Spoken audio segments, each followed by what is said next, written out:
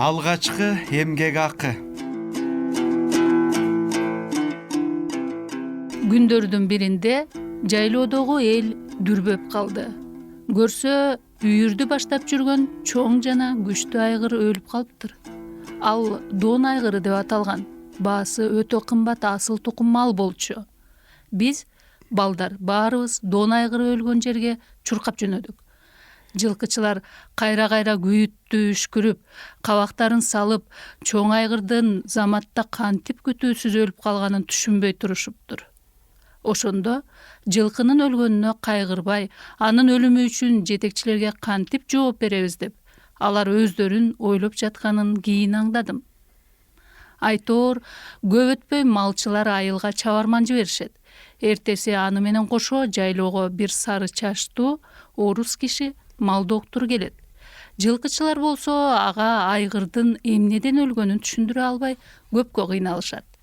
Көрсө тигил орус кыргызча, биздекилер болсо орусча билбейт экен. Бир кезде ал жердегилердин бири Айымкан байбиченин небереси орусча билерин эстеп калат да чоң энеме жүгүрөт. Мен күндөгүдөй досторум менен ойноп жүргөм. Чоң энем колуман тартып, Жүр, улууларга тилмеч болгусуң. деп элдин баары топтошуп турган жерге мени дегдеңдетип жетелеп жөнөдү. Биз келгенде жылкычылар өлгөн айгырды дале тегеректеп турушуптур. Алардын чок ортосунда орус киши бар экен. Ал мага карап орусча Эй бала, саламатсыңбы? деди. Баары тым-тырс болуп унчукпай калышты. Мен сүрдөп, бир аз кетенчиктей түштүм. Ал кайра саламын кайталады. Мен да ага орусча Здравствуйте. дедим. Карач, бул чоң аттын өлүп жатканын. Мунун кантип өлгөнүн мага түшүндүрчү, деди орус жылмайып.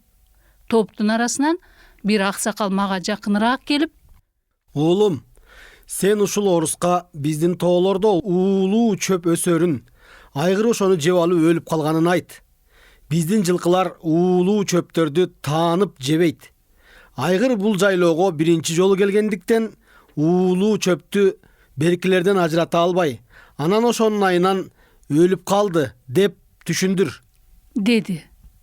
Мен оруска уккандарымды баштан аяк которуп бердим.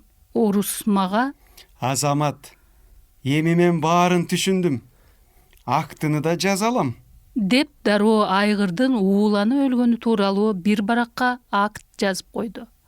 Жылкычылар тигил жазылган баракка тастыктап кол коюшуп, орусту болсо чоң энемдин өргөөсүнө меймандоого алып жөнөштү. Козу союлуп, конок сыйлоо жөрөлгөсү башталды.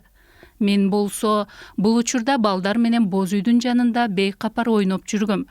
Боз үйдө олтургандар мени ичкериге чакырышты. Чоң энем төрдө сөөлөт күтүп, мени сыймыктуу карап туруптур. Улуулардын бири мага майлуу жилик узатты. Сен аябай зээндүү бала экенсиң. Бул жерде болбогонуңда тигил оруска түшүндүрө албай кыйналмак экенбиз.